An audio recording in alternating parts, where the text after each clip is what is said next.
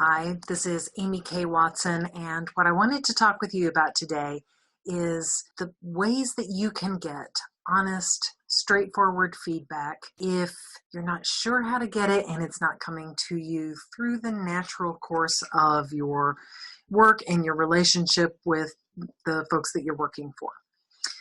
A lot of times when I work with folks who are developing their careers, they are moving through the ranks, but they're not very high in leadership yet. That means that something like a 360 probably has not been prioritized for you yet.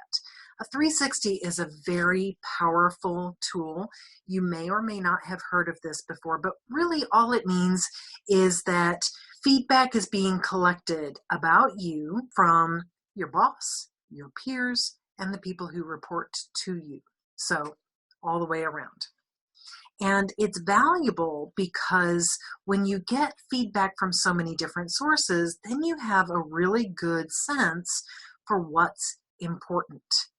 You're not getting just one person's opinion that probably is colored by their experience and their biases, but if you're getting feedback from, say, 10 different people or 20 different people, then you can compare those answers. And the ones that match, especially if you've got 3 people who are giving the same feedback about you, chances are pretty good you should pay attention to that. The more expensive 360s are qualitative. So there's somebody actually conducting an interview and drawing that information out from the various different people. That's the one that's really expensive. It's also really rich and really useful. And if you're not there yet where you can actually do that, you can still get some of that high quality information. So the first thing that I would suggest is that you start shifting the way that you pay attention. So you probably are getting a lot of feedback that you're not even fully aware of yet. And that feedback is in how people react to you. The kind of in the moment reaction that you get from folks, and also the reactions that you see developing over time. So do you notice, for instance, that when you're giving a presentation, people fall silent? Well, when they fall silent, are they making more eye contact? Are they kind of leaning forward? Or are they starting to mess around with the phone? Those are 2 different types of very important feedback, but you're only going to get the richness from that feedback as you're paying attention. And then as you notice things, you can take a deep breath, draw up your courage, and start asking folks to help you understand what you're seeing.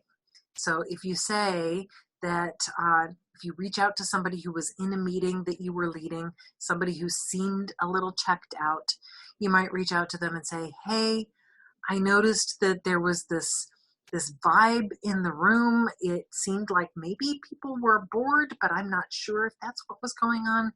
Could you help me understand? The difficult thing then is just for you to keep your mouth shut and let them tell you whatever it is they have to tell you.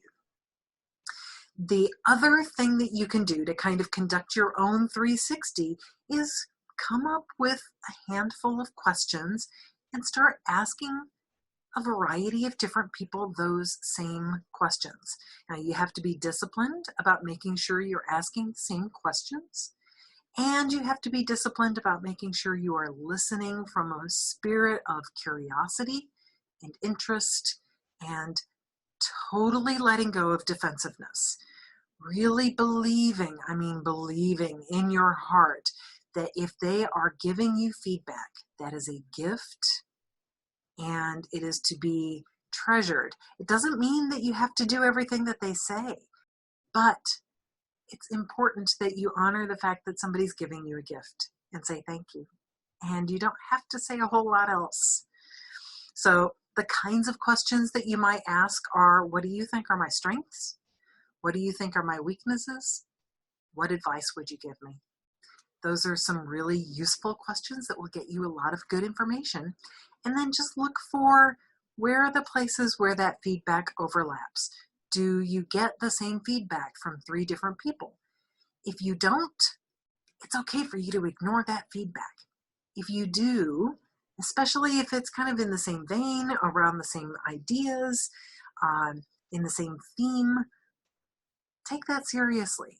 And if they give you advice that's related to the same feedback, then pay attention to that advice, decide whether or not you can do it. So I'd love to know what you think. Please visit careerleadershipalignment.com and sign up for the free gift there and start the conversation with me. I'd love to hear what you thought of this or any other videos, and I look forward to getting to know you better.